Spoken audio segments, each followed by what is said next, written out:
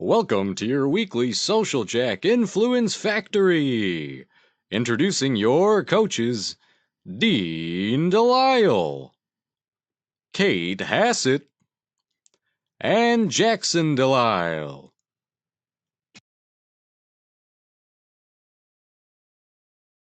I guess, hey, what's happening, team? Hey. Hey, Coming into focus. All right, how's everybody doing on this now half rain, half sunshiny day? Real good? real Yeah. good. Good, now that the sun's out. I know. So, as everybody or most of you know, we're broadcasting live. Good morning, Shirley, from Chicago studio here. Last week we were at Social Media Strategy Summit, which happened to be in Chicago. So stay tuned for our on-location events as well, and our live webcasts and all those cool things. So how are you doing today, Kate? I'm great. Yeah. I'm going to the beach next week, so Are you really? Where? Oh, Yeah. you're going. Well, where at? I'm going to Clearwater Beach. I'm going to Tampa for a bachelorette party, so What? I'm just counting down right now. Oh my gosh, that sounds like fun. How about you, Jackson? How you doing in the studio over there? Pretty good. Pretty good. I just missed traffic. I hit it for like 30 seconds, and then it cleared up, and I was able to zip right in. So it was real nice. So, All right, cool. All right, we want to invite each and every one of you to play with Kate and the team on social media at Get Social Jack, hashtag Influence Factory. If you'd like to tweet about the show or cover anything or have us ask any questions. We have a very special guest that'll be coming on with us here in about 10 minutes. Elly from McDonald's. She's an all-time favorite of ours for the last couple of years. We've learned so much from her, and we expect the same today for each and every one of you. So welcome from us here in Chicago to everybody out there, wherever you're checking in from. Don't forget, this is a learning experience for you. So maybe for just a brief moment, I know some of you are doing your lunch and learn, you might be on your noontime drive or whatever, but maybe just take and turn this over unless we have you reference your phones or you're tweeting for the show. We want you to really take some takeaways here. So in doing that, make sure that you make some notes and you have at least one thing, and then we're going to ask you about that. One of the other big things too is that we want you to engage with us because social media is about engagement, and that's how you succeed. And Kate and her team measure engagement each and every day. I mean, it's like almost like a 24/7 job, right, Kate? Yes. Yeah. So Kate, yeah. So it's like, and if you engage, you win, and that has to do with building your influence and social selling and everything like that. So today's question is super easy, no pressure. I know sometimes we do a question to warm everybody up, but we want to make sure you can find your go-to webinar taskbar. Your toolbar on the side, and if you can't, there's a little flower or daisy on the bottom of your computer. You just click on that and it comes up to the very top. So the question today is, what is your favorite ice cream? What's your favorite ice cream? Kate, what's your favorite ice cream? I feel on the spot. I like butter pecan. So do I, but it's Good not one. my all-time favorite. Jackson. butter pecan's a good one. I didn't even think about that. But like, I don't know. I'm cool with vanilla. Like just plain vanilla. I don't mind it. As long as it's in like an all-natural. Yeah. Like Debbie said, Boring answer. Debbie said French vanilla. So there, you got to say French. French. Yeah, French vanilla. Yeah, that's the one I there you like. go. And Shirley said chocolate chip cookie dough smothered in chocolate. A lot of cookie. And then Trish said Haagen-Dazs vanilla Swiss almond. So that's a fancy vanilla. And then we have some more vanillas coming in. So it's good. It's interesting, Kate. A lot of vanilla lovers out here. A few butter pecans. Yeah, but they all say French vanilla or some kind of special vanilla. So one that I like is Ben and Jerry's Chunky Monkey. I forgot about that one. Oh, Jerry Garcia is pretty good too. So, but anyway, so now it's funny. Everybody is going to, Lori said that's a good one. Everybody's going to run out and get ice cream today. Yeah, now everybody wants ice cream. So Craving. What'd you have for lunch? Ice cream. So anyway, so remember, this is the fun and engaging. And at the end, as we look through who's engaged with us, we'll select a winner. for a Starbucks gift card, and we'll tell you exactly how to use that gift card to have some fun. And Hank likes vanilla with chocolate topping. So seems like you and Shirley go to the same ice cream shop, Hank. So that's pretty good. So with that being said, don't forget, members, Social Jack, log in. We constantly are updating new worksheets, new spreadsheets, new tip sheets. I think we're just now updating the profile worksheet for LinkedIn. So super big on doing that. So make sure that you guys get in there and upload or download those. And that's where discount codes are as well. So if you're in the financial space, M&A space, join us live. We'll be streaming live from the Alliance 2018 Summer Conference coming up in July. I also have a couple of other quick event announcements. So Social Media Strategy Summit, where Elly was last week and we were last week. Kate taught an amazing workshop there last week on influencer marketing. We're going to be doing a live half day. It's a 4-hour virtual conference. So watch out for that announcement. It's in July. It's just about ready to pop. And then let's go to this one here.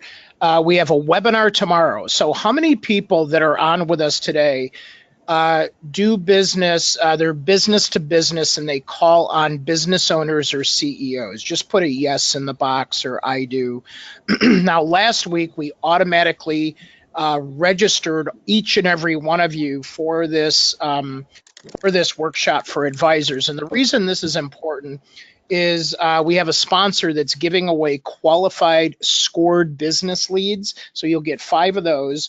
And then we're also going to show you the very newest features in LinkedIn that just came out the last couple of weeks. And you've heard some of them, but we're actually going to demonstrate some of those. So if you want to go to social4advisors.com, we'll work on getting, yes, it's 11 a.m. Central Time. So if you want, we'll put you automatically in there, but if you have friends or colleagues, they absolutely should register at the very least so that they, yes, we'll be recording. So make sure that you do it. But make sure that you go to social4advisors.com. And yes, Julie, I did not put a survey in there for this one, but you're in attendance. We assume you want to go, but if you want to pass it on, social4advisors.com, ORS. There you go. I know Julie's going. All right. Let's jump into some quick news articles. And so Kate and Jackson, so I know you guys are covering different things here, but know the difference between micro and macro influencer marketing. What the heck is the difference? Yeah, so this was actually something that we touched on a little bit last week with, micro influencers was, what we do, that's our bread and butter. That's what we talk about a lot. And yeah, I just used this basically to show that the last one showed anywhere from 10,000 followers to 100,000 followers. That was a micro influencer. This one says any business, small business or individual with anywhere from 500 to 10,000. So that's what they're defining as. So, don't be in your head about, oh, I'm not a micro influencer. I'm not. If you have a good enough following, if you have loyal followers who are retweeting and paying attention to the things you're saying, you are an influencer. And, Dean says this all the time, that everyone is an influencer. They just haven't realized it yet. So all you have to do is basically be putting out, good content and posting, videos like what we say each and every week, short little videos. We have, if you log into the Social Jack platform, we have a video marketing tip sheet for shooting videos straight from your smartphone. Cuts time in half, I swear. So yeah, it's really cool. So that's why I chose this article for today, was just to show you that it doesn't mean you have to have millions and millions of followers or be a verified person. As long as you are pushing out content and you have a following that listens, then you can influence those people and drive them towards your business. So Jackson, where's your Red Bull can? Aren't you trying to get them as a sponsor? yeah, I chugged it this morning. I know. I chugged it this morning. It's all about so. product placement. I'm just joking. But people will pay you for that, depending on which side. But usually in B2B micro influencers, Elly is one of our micro influencers in the world. And so this is thought leaders in the business world that have a following that speak, maybe you speak at conferences, you blog, you help, you teach, you encourage, you motivate others to really take it to that next level. So thank you, Jackson, for that. And then now let's go to our other micro influencer on the table here, is how to get the most out of your influencer marketing campaign. And you just did a workshop on this, didn't you, at Social Media Strategy Summit? Yeah, I did. And, one of the best things about Social Media Strategy Summit was that a lot of the people in my workshop had some experience already with influencer marketing. So while I got to teach this 3-hour class, I also got to learn from some of the people. And my biggest takeaway from it was that lots of businesses are using influencer marketing. It's not just big brands like McDonald's. Small businesses are doing it, and they're doing it really successfully too. So if you've thought about, going that way, this is a really great article to give you a few things to keep in mind. And then, of course, my slide deck from SMSS is in the Social Jack Academy. So make sure you check it out, because it breaks down all the things you could possibly think about. But the 3 golden rules as laid out in this infographic, and of course there's a link to it in the follow-up, are the first one, tailor content to specific platforms. One of the guys in my class shared this really awesome story about how they had this influencer they really wanted to work with. They thought it was going to be great, but as it turns out, their demo was on this one specific platform, and the influencer's demo was on a different one, and so it didn't really align. So even though he would have been great for their brand, their people weren't in the same place. So they had to step back and reevaluate. I love that. You really want to be specific per the platform. So that's rule number 1. The second one is you need to get that correct balance between fun engagement and content marketing. It's not an infomercial. They're not holding up your product and saying, I love this, buy this. It's supposed to be engaging. It's supposed to be humble and personal. So you need to get that really good balance of promoting, but making it seem real. And then also you're using your influencers as ambassadors, right? They should be working for your brand, working for your goals, whatever you want them to talk about, it needs to be laid out. And so really good 3 rules that you can stick by to make your influencer marketing campaign successful. Really good article. Make sure you read it. Yeah, I like that. I like that a lot. So thank you for that. And like always on the follow-up, Jackson will make sure that we have links to all these articles, and we'll really get those to that next level. So before I get to our lesson for today, and then thank you, Kate and Jackson. We'll have you back on in just a minute. We're going to bring Elly on in just a minute, but we always have a lesson. But let's do a quick launch of, and I want to find out what type of lessons do you want, because we have classes in all of the following areas that we're putting up on the screen. So tell us if you want to be on the waiting list for influencer development and marketing, social streaming and video monetization, and yes, you should be able to click more than one, personal professional branding, or LinkedIn social selling. So just click on the one that you want to be, put on the waiting list. We're going to have smaller classes and some internet classes. So let's make sure that, we get on the right ones there. Okay, and then today's lesson is I'm going to show you super quick in 60 seconds a tool that I think is important for each and every one of you to have, or to at least consider. And then we're going to flip it around and talk to Elly about some of the same things that we're going to talk about here in a minute.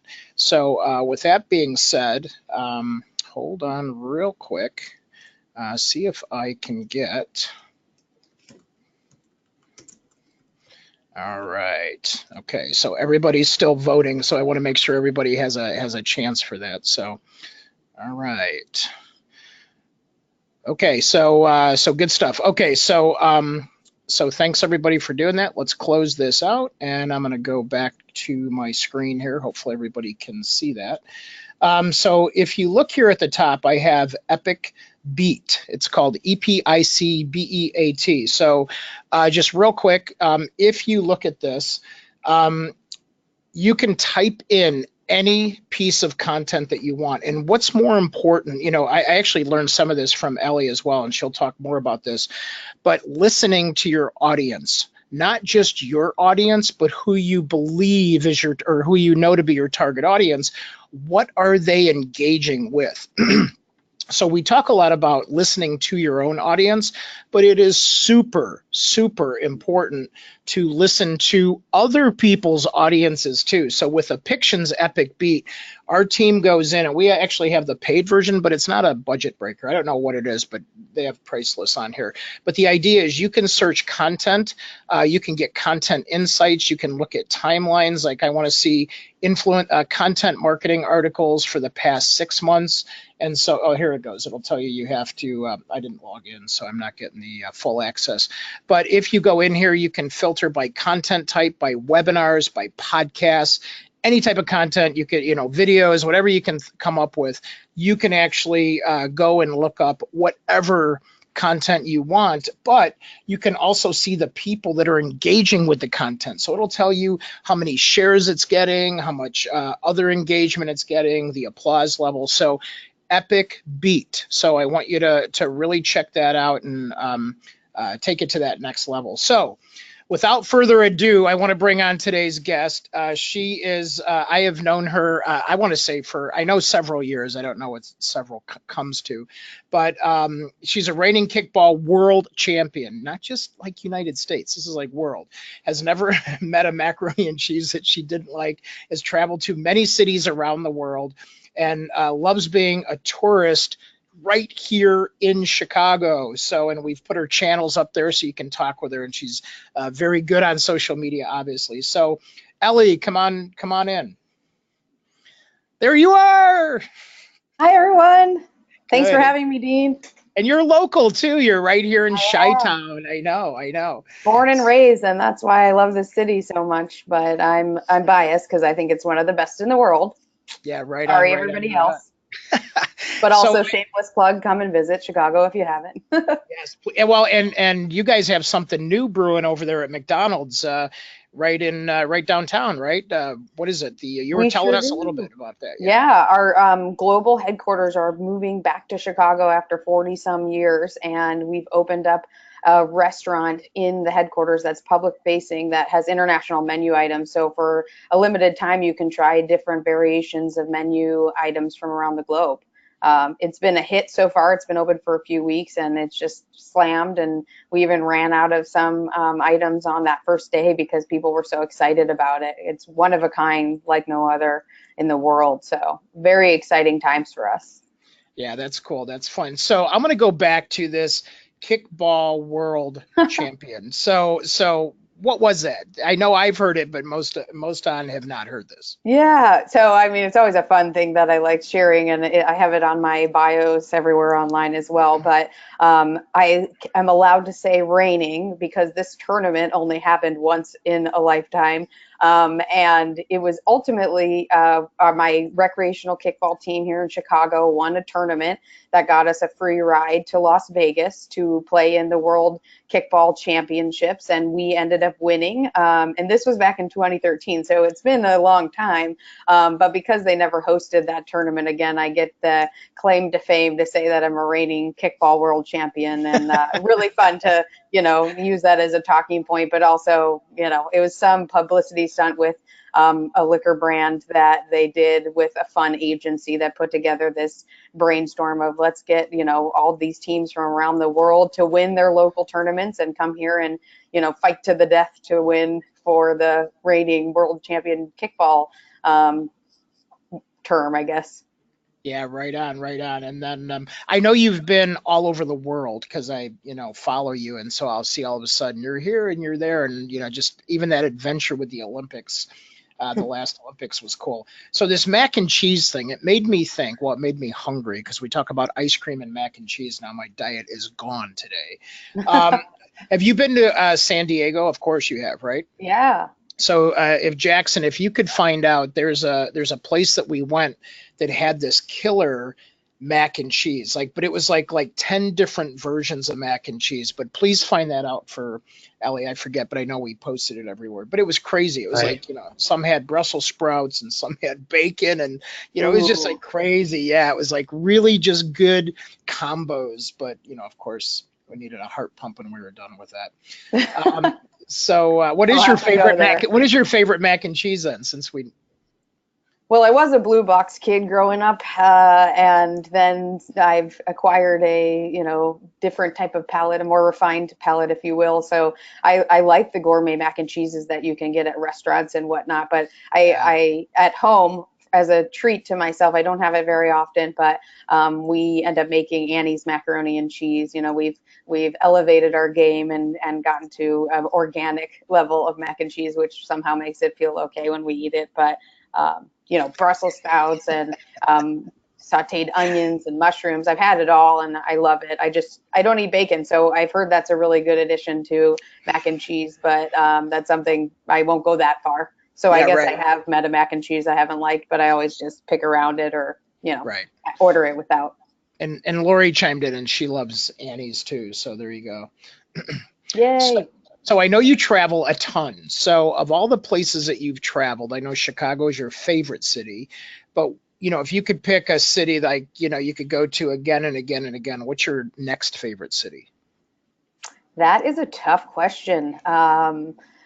I would like to say that I've been to even more cities than I have, because I'm still exploring and I have that wanderlust and I just thirst to travel. But I would say my favorite city is probably Buenos Aires. I lived there for 6 months back in the early mid 2000s, and it was quite an experience. And I haven't been back since, so it'd be great to kind of come back around a decade later and see what it's like these days. But it's a beautiful metropolis, kind of Europeanized South American city. It's got a little bit of everything, and the people there are gorgeous. The food there's amazing.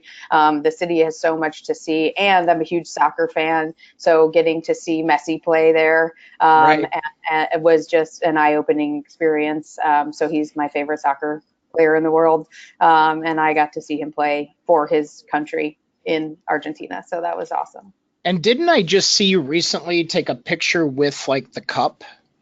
Yeah, so we had our McDonald's worldwide convention that happens every 2 years, and Oh, okay. because of our upcoming promotion with the FIFA World Cup in Russia this year and our partnership with Coca-Cola, we got to have the World Cup trophy in our hands on site for us to take pictures with, and it was an incredible experience because I've never been that close to the physical trophy that the teams win, and engraved on the bottom of it is actually a fine detail that's really easy to miss, but it has all of the teams that have won since the 70s on it. So, and it's made of like pure gold. It was so cool. Life, I guess, bucket changing experience.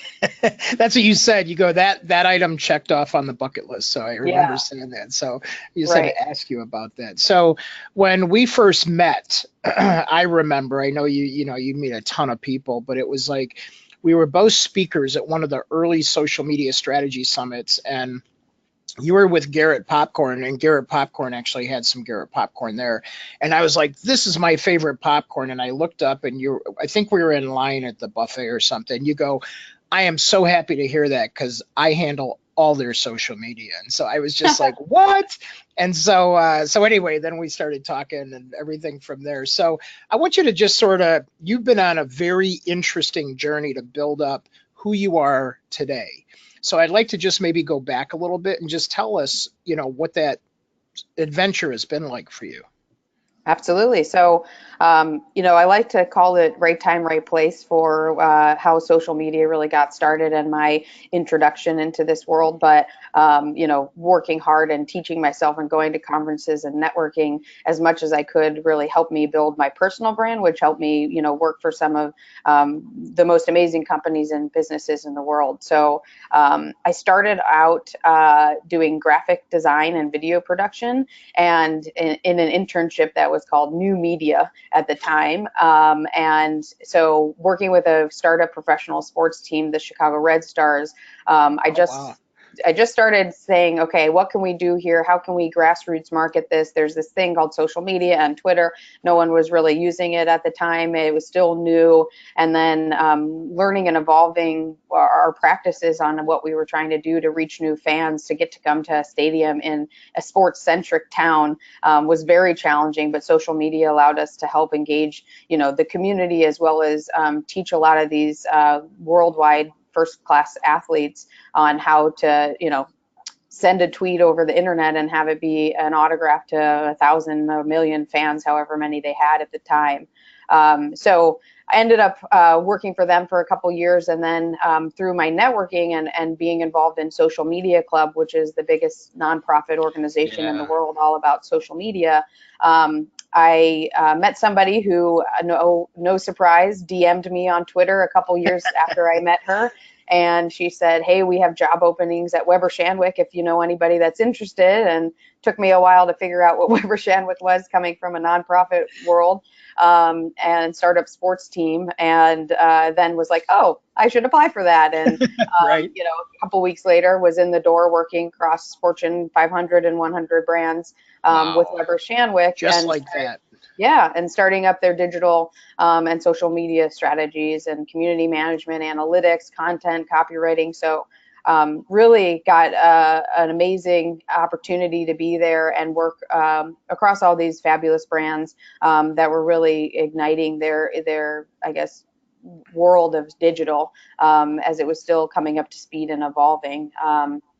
And through a lot of my experience, I decided that I actually wanted to start my own business as a consultant, helping people with their social and digital communication strategies, as I felt there was a big gap around that. And, it needed one-to-one attention, no matter if you were a small startup or a global brand or an athlete, celebrity, anywhere in between. So did that for a while. And one of my clients ended up becoming Garrett Popcorn Shops, which I was consulting for, and then got brought in-house to lead their global digital team, and worked across the globe with all of their different stores that they have, and different teams and agencies, and really, rebuilt their e-commerce strategy with their new website design, and, helped elevate their digital game to get them to where they are today and beyond. And when I was speaking at a conference, as I did and continue to do all over the world, I met somebody at the Brand Innovators conference that was the new global director of social media. And I guess he liked what I had to say on the panel and said, we're starting up a new global digital team. So somehow, some way, even working for some of the biggest corporations and businesses in the world, I've always been part of a startup, which I like. And even my own practice with consulting has been great, because social is forever evolving. This world of even influencer marketing has, just gotten up to a crazy level of significance over the last 3, 5, 7 years alone. And, being there from the beginning with the Red Stars, Weber, my own business, Garrett Popcorn, and now into what I'm doing at McDonald's with digital communications is something that is near and dear to my heart, and I'm very passionate about it, and I love this space. And, a lot of it, like I said, was right time, right place, in that I got into the field not knowing what I wanted to do when I graduated from college. And, almost a decade plus later, I'm still doing what I love, and I'm passionate about my work. So it got me to, the likes of McDonald's, and I've been here for 3 years, really focusing on 3 years already. Yeah, 3 years in June. So almost 3 years, but really just, continuing, and I'm learning every day and growing my own knowledge of this space. And I love collaborating and talking to people and networking and going to events just like Social Media Strategy Summit, where we met. Yeah, and what's interesting is you were sort of playing back history.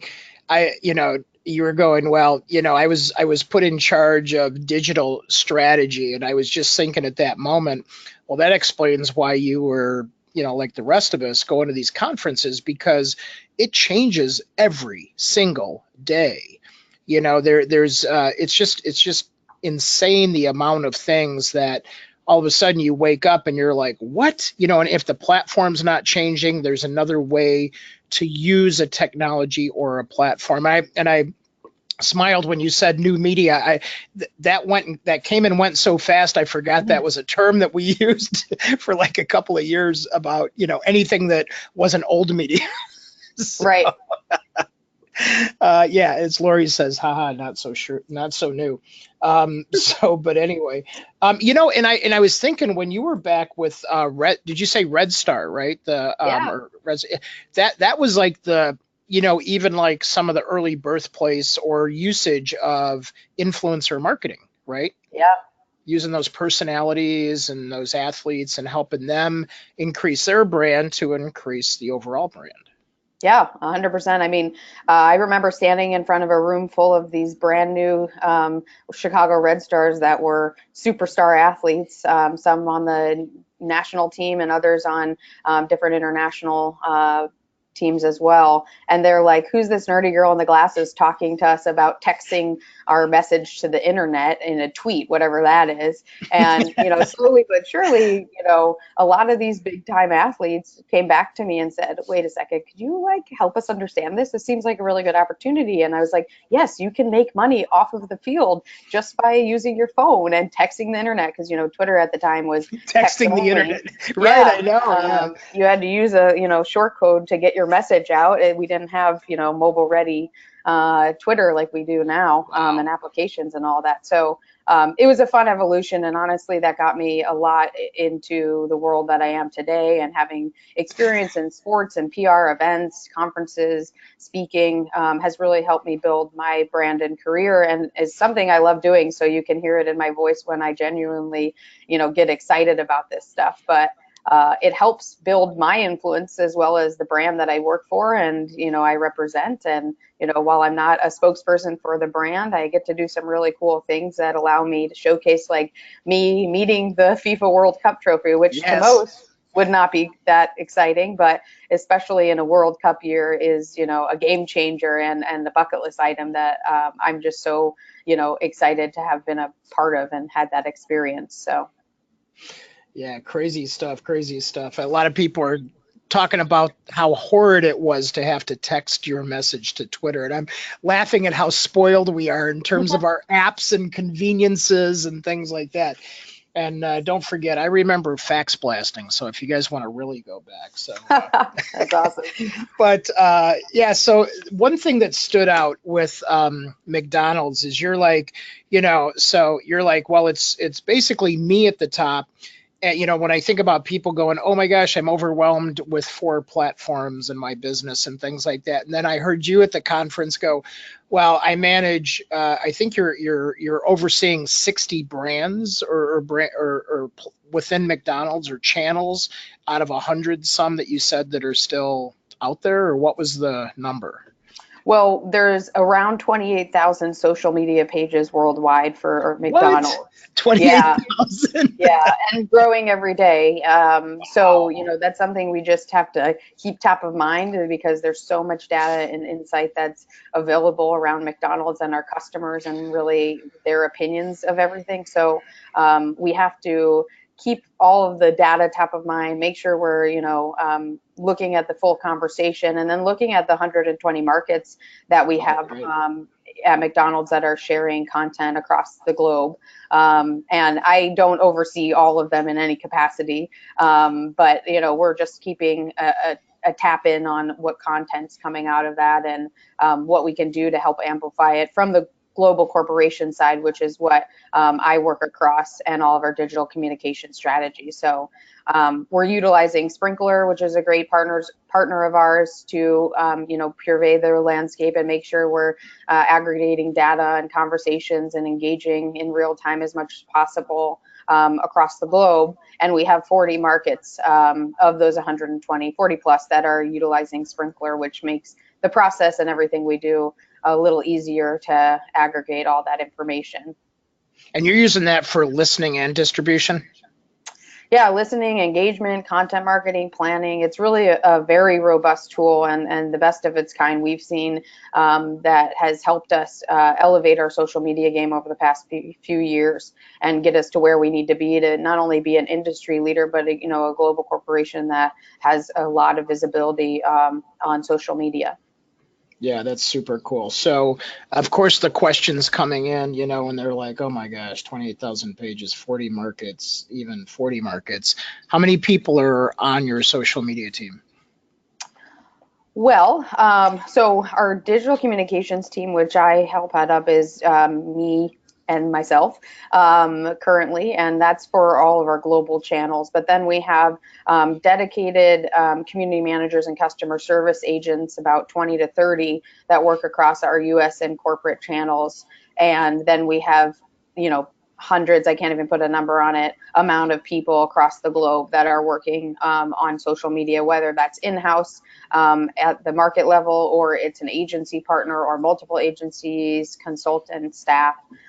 So hard to put a number on that for sure around the globe, but definitely I would give it probably a few hundred.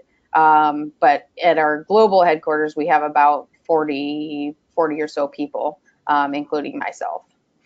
So a lot of us are just trying to get our heads around this because, like I said, when we think about it, I think with us we have maybe 20 channels, and I know sometimes it feels overwhelming just to have 20 channels, and some people are like, man, I can't even imagine I'm trying to figure out four. So as you're looking at that, is it really the tools, or have you found as you moved from Red Star to your own practice, to Garrett, to here, that you've sort of instilled sort of like a system or methodology that you've applied or learned along the way? So is it the combination? What is it sort of stands out for you? Well, you absolutely need to have a very strategic channel and content strategy. So that's something that I've always kind of stood on as a tentpole concept you need to have from the beginning. And I mean, a lot of businesses don't even have a business plan or a marketing plan, and then they try to go and do social media. And it's really hard to do social well if you don't know what you're trying to achieve and your goals and objectives. And you also don't know, what the landscape is saying about you, because you haven't done a listening audit or anything like that. So, we really try to have the data tell the story for us and use that as a positioning around how we build and evolve our social and digital strategy. And decide which channels to use. So just because you launched on a channel, 2 months ago, 8 years ago, whenever you launched it, doesn't mean that it's something that's relevant today. So we're forever, updating and evolving that strategy. And it's something that, any business should be revisiting at all times to say, okay, maybe we were using Snapchat last year to reach this audience, but now more people are using Instagram stories. So we need to shift our thinking there, or we need to work with more influencers on Snapchat to, target those people they're connected to. I mean, it's all part of the evolution of social and digital communications and marketing. But that's significantly helped, I would say, everywhere I've been. If we hadn't had one, then the first thing we do is really sit there and set it up and say, here's the strategy, here's the channel, here's what goes on that channel, the type of content, the audience we're trying to reach, the objective, the purpose. And then if, some channels are eerily similar, it's like, what's the differentiator for you, and how do we make that distinction and that business case also for having the resources to run all those channels? Because I've been at companies where, they're like, we need to get on this channel, and you're like, why? Just because somebody told you it was the hot new thing to do, like, it's not relevant for our brand, or we don't have the resources to run another channel. So until we have those, we can't really, do more. And we want to, be more focused on quality over quantity. And if we can really take home Twitter or whatever channel that is where we're going to reach the most customers in the largest amount of time, or in the shortest amount of time to get the largest impact, that's where we need to be. And if that's the only channel we could maintain, then so be it. But you can fold in other channels and opportunities as they come around, given the resources that you have. Right, for sure. And I'm thinking about that based on the resources that you have. But I think the big thing that I underlined here is, where's your audience and what do they want to talk about? It's almost like, I hate to break it down that simple, but that's probably how you came up with 28,000 pages, right? It's like, well, we need one for kids, or we need one for this one, and different countries have different cultures and different languages. That's what I'm imagining. Yeah, that's forever the challenge. As you know, McDonald's consumer is everybody. Right. We're pretty democratic, and we like everybody to be a fan, and we want to have everybody have a positive experience. So it doesn't matter who you are, what age you are, where you sit or live in the world, or what type of menu item you like the most. We love our fans, and we love the loyalty that they bring as fast food lovers and McDonald's, brand advocates. So it's different, I would say, on each of those 28,000 plus channels, because of who we're trying to reach. A promotion in Marrakesh is going to be different in Tokyo, just because the Right. audience are different, and different parts of the world, different even restaurant experiences or customer service that they might engage with. So, and even social activity, I think you have to take that, how Right. social is a community or a region or market over one or the other. Are they more advanced? Are they still getting up to speed? Are they using other channels that we don't use here in the US or other markets? But really, the ultimate test is, are you targeting your core audience based on the data and the insights that you have available to you, and evolving that, a continual strategy. So for the corporation, we have a totally different audience actually than a general market consumer. We want everybody still to be fans, but we want them to go to the, at McDonald's, which is our US handle, and when there's, something they're so excited about, that is like our current hot off the grill campaign, where our quarter pounders are made with 100% fresh beef. And, Right. Charles Barkley and Gabrielle Union are in these commercials with like a speechless, videos just saying how much they love it and how hot and juicy it is and delicious. And, that's the type of stuff that we're trying to draw attention to on those limited time offers or promotions that are happening in market. And that's the type of consumer conversations that the market teams are trying to attract. Whereas on the corporate side, our audience is more of a press, media, journalists, nonprofit, citizen activist type of conversation, where we're trying to get those people to engage and understand the news and business updates and global happenings that we have across the world, just to see how we can differentiate ourselves as the global entity versus like the US or Canada, France, Poland markets. Yeah, for sure. No, and Hank, who's retired from McDonald's, asks, do you use social media internally for corporate staff and/or across the owner-operator staff base? Yeah, great question. So we absolutely try to engage our employees, and encourage them to be smart and use social media as a way to advocate for the brand. Of course, nobody is a spokesperson besides our official spokespeople. But if they have an experience to share, if they're at an event, if they're at a restaurant, if they're just having fun at the office or something, we want them to showcase that, because it's helping bring the brand to life. And we have internal advocacy programs that we've worked on, and different apps and type of initiatives that we've used to really ignite that loyalty and fandom, because you're not going to work for the brand unless you love it, right? Right. And it's your job every day. So I hope everybody loves it. But at the end of it all, we really want to use the employee reach and strength that we have across the globe, to help them be fans of the brand and showcase that to all of their friends and families and connections that they have online. Because no matter how big your following is, your employees' reach on social and digital channels is 10 times greater than that of any brand or business that account that you have. So Right. that ability to really share from the most empowered people online, using the right FTC disclosure hashtags or whatever it is that you need to Wow. Yeah. follow, is super important, and a great way to showcase the attributes of your brand. And if, especially with the brand as big as McDonald's, there's a lot of lovers and haters out there. So we want to curate the conversations and help change those positive or those negative situations into a positive whenever we can. And then there's some fans that will, never like McDonald's and never be part of our portfolio of customers we're trying to reach, and that's okay. We want to, make sure we have the loyalists and the fans that truly love us. And if there's somebody that isn't a fan, like, that's fine, go your own way. Everybody's allowed to have their own opinion, so you do you and we'll do us, and maybe we'll cross paths. But if not, it won't, hurt us if you don't want to like our page or engage with us or use the hashtags. But we hope and expect all employees are, if they're social in any nature, that they're sharing, positive stories. And that's part of their own branding as well. I don't think an employee would ever share something that was detrimental to the brand, because it would be probably detrimental to their job. Right. Yeah, for sure.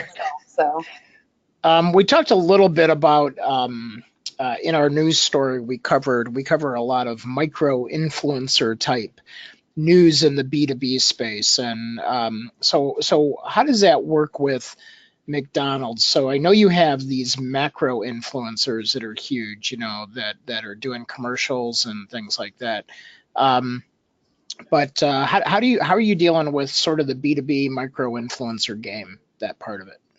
yeah, I mean, the influence is influence, right? If you have any power or anybody following you, even if it's one person, you're influential to that one person. So, we don't just try to work with the big wigs and celebrities and athletes of the world. We want the everyday consumer, which is the people that we connect with, to be fans of our brand and to promote the brand. So again, whether that's an employee or it's a micro influencer, somebody that, maybe only has 5,000 people following them or 2,000, those people are just as important as the people that have 100 million, whatever, thousand, quadruple, infinity people following them. We really want to have a one-to-one conversation with our customers. And if our customers have however many followers or, influence that they have, they're just as important as the next Joe Schmo or, Jane Doe. Right. So we really try to utilize micro influencers. And then in the B2B space as well, a lot of our influence from the corporation comes from our partnerships and stakeholders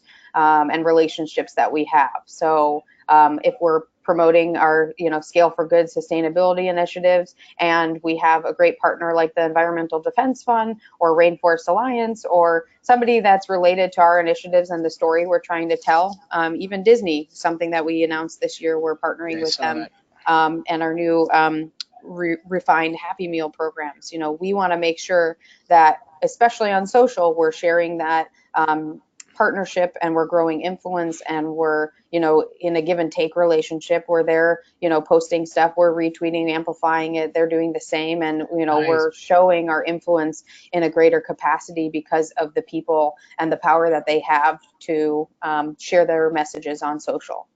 Yeah, that's super cool. And you guys have always been great partners in the past. Whenever there's I know you've well, I guess my memory from with raising our kids was that there was always a movie associated with the kids giveaway toy and things like that. So I imagine that those types of relationships sound like they're now transferring onto social. Yeah, absolutely. And I think, that's where the social media landscape can be overwhelming and cumbersome. Right. And for people that are new or just getting up to speed, it's definitely a challenge. And even those like McDonald's that have, a bigger team and resources and whatnot. I mean, it's always changing, and there's always something new to learn.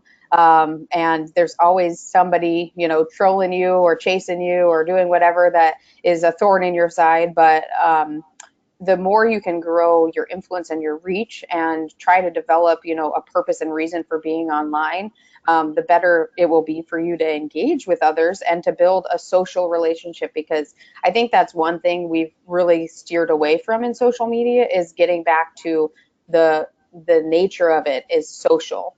Being Yes. social, sharing conversations, building relationships offline and online, like you and I have, and everybody else that we've met at conferences and events, and keeping those relationships. Because I know whether I've met somebody before or I've never met them, but I'm connected to them online, that I could reach out to, off the top of my head, 20 people around the world that I could in an instant they would do something for me and I would do something for them, especially if I was visiting them, or especially if they were in Chicago. And that's what we want to build, with McDonald's, obviously, it's a much larger capacity. But of course, those relationships are the bread and butter to the success of social.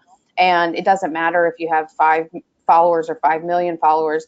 The 5 that you have should be the most influential people, because word of mouth is the most valuable thing that you can have. And social world of mouth, as it's become, Right. has really expanded the visibility that your brand can have. And we didn't have this type of marketing even 10, 20 years ago. So the power of social is an amazing tool that should be utilized, but you have to be careful and smart with what you do, and build those relationships and continue to foster them in order to keep that conversation going. Yeah, that's super cool. One of the other questions that came in is, I know that you guys, and you've spoke about this, you have a level of sort of, one of your big components is training the employees and really making sure that they feel safe and smart when it comes to social media. And then is advocacy more of a, we have a lot of companies that, build advocacy teams and all this stuff inside formally, or is it more collaborative, where it's like, hey, if you guys want, this is where our content is, and, if you want to share it, that's great. Is it more voluntary, or is it structured? Very collaborative. In fact, we would not be successful with what we did unless we had multiple functions, departments, teams, and even empowered individuals, let's call them, believe in the greater good of what we can achieve together, especially through social. So that advocacy has really heightened the success of just the morale and the opportunity to succeed and transform our business as we're doing, because I started 3 years ago, and we had barely anybody talking about employee advocacy, and we had certain programs in the past that didn't extend beyond the lifetime that they had. So when I came in, I said, we really got to figure this out, because this is a big opportunity for the business, and the end result would be beneficial if people were sharing online, but in the interim, we really just need to rally people together and collaborate. So still to this day, we're trying to grow and collaborate with our teammates and other departments, so that we're not siloed and we're not working in our own, swim lanes only. Right. And one of the things that I put together a few months ago, because again, it just didn't happen, was a global content council. So Cool. we get together as a multifaceted group across different departments and come and talk about the next month. So as somebody that plans the content calendar and strategy behind our social and digital channels for the corporation, we want to make sure that we have all the intel, because what we don't know, and something could be happening on the other side of the world, and yet, we're not going to hear about it or promote it, and could be the best opportunity for us, but we just didn't know it was happening until after the fact, or we see news or articles go up about it. So we're really trying to bring those people together with this content council and say, okay, what do you have planned, and any assets so that we can repurpose and Nice. amplify on social and our digital channels, and integrate it all together, because that is always the key. And I think what's missing a lot of the time is that fully integrated marketing and digital communication strategy, where everything is taken into consideration from the beginning, and social and digital doesn't just become an afterthought of like, okay, here's this, full-on press campaign we have going out. Now we have to put it out on social. Well, we could have done a social press release, or doing something where Right. we're Facebook Living, or live streaming, posting videos, content, live Twitter chats, whatever we could have done to amplify that message. That's what we want to do from the beginning, and not just at the end where it's like, oh, this is going up tomorrow, let's make sure we tweet about it once. That's not how we continually grow and evolve our strategy. So we're coming together to try and rally to get those, I call it like a brain trust, a meeting of the minds, where anyone and everyone in our business can be part of this conversation. And, we have a lot of resources and employees all over the globe that we can tap into. Other companies, not necessarily that's the case for them, but there's more out there than you can even imagine. Even if nobody's heard of your company, you just have to find creative ways to market yourself and really promote through the resources that you do have available to you. Yeah, for sure, for sure. And a couple people wanted to know, are those French fries on your shirt? Yeah. So, I mean, if you haven't already guessed, I'm a huge fan of McDonald's, but especially our world famous French fries. So I'm going to give you an up close and personal view. These are a limited time exclusive item that I got at our worldwide convention of, this French fry sweatshirt, which whether it's 80 degrees or not, it's always cold in an office building. Yeah, So I'm right, wearing right. a sweatshirt. But Everybody says, I love it, I want one, but I don't know. It sounds like it's more of an inside thing at the store, right? Like, yeah, well, be friends with me, connect with me online, and maybe one day I can get you a special treat like this. But this is a limited item, so no promises. For sure. And then last question that we'll take is, somebody's like, wow, this is like sounds like a crazy typical day. How do you work and sleep? Great question. No day is the same, I'll give you that. But honestly, it hasn't been over the last decade in social media anyways, because it's forever evolving, like I said. So you never know when stuff hits the fan and you have to be online at midnight or 3 in the morning, or if, you get a normal kind of day where like everything's kind of quiet. But with McDonald's, we always have news and information coming out all over the world on our brand. So again, it's hard to get a grasp around everything, just not, but we've been doing a really good job at collaborating, and we have daily stand-up meetings where we're, talking about what's happening across the globe in the business and what we need to know, and sharing our calendars. And that helps us kind of keep a strategic mindset to everything. But as with all social media, you have to be on your toes at all times. And it shouldn't give you anxiety or any pressure to like freak out, because that would be unhealthy to do for 24 hours a day, 7 days a week. But we have these beautiful things. I have 2 of them. That helps keep me in the know, even when I'm offline.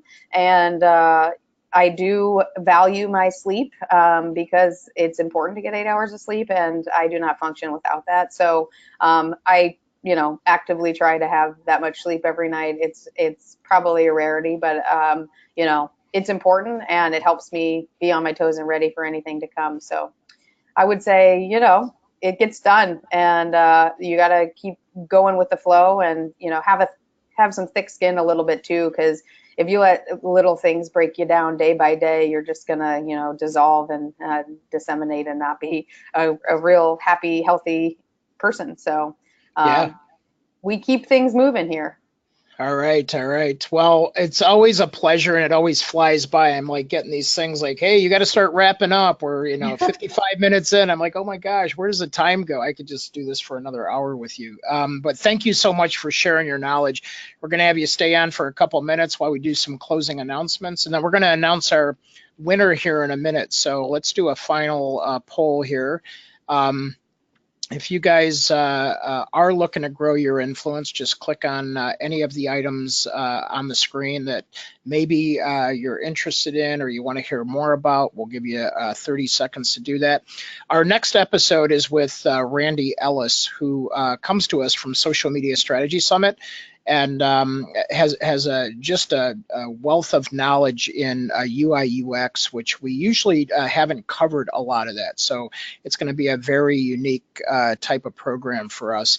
And what we also like to know is, based on what Elly has taught us today, what's one thing that you're going to take away and you're going to think about or do differently from this moment forward? So Elly is one of our top influencers. We always like to understand what she's talking about and she's doing, but we can all apply it. So what's that one thing that you're all going to do differently? Julie says a social planning calendar.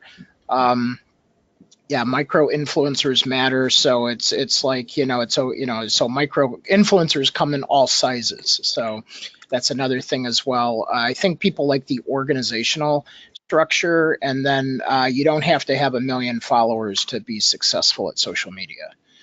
And then Shirley's going to try to not complain about managing her social media after listening to you. So as the rest of us won't. Little people have big impacts, says Trish. So there you Hey, go. I'm a little person too, so 5'3". No, I'm just kidding. Right on. All right. So with that being said, we want to encourage you, talk to Elly on social. She's very approachable. And our engagement winner today, hold on, Jackson, who's our engagement winner today? Lori Shalil. Lori, congratulations. So there you go. So you get a Starbucks card. Now remember, we want you to transfer some social conversation and a technique that maybe you've learned from our program here, and then take that person to a face-to-face human-to-human contact in a Starbucks shop with your gift card, and use that as a true engagement experience too. And then, Kate, we're going to have people on social forever 24/7. So if you want to talk to Kate, what are those handles again, Kate, to jump on? Yeah, Get Social Jack on Twitter. And then, of course, our personal accounts are up there. Julie, Shirley, they're really good about interacting with us. So make sure you join in the conversation. Yeah, thank you, everybody. And so thanks, Jackson, for producing on the back end there. And then thank you again, Elly, so much for your knowledge and sort of sharing with us, and just for being a friend and family of the Influence Factory. So thank you so much again.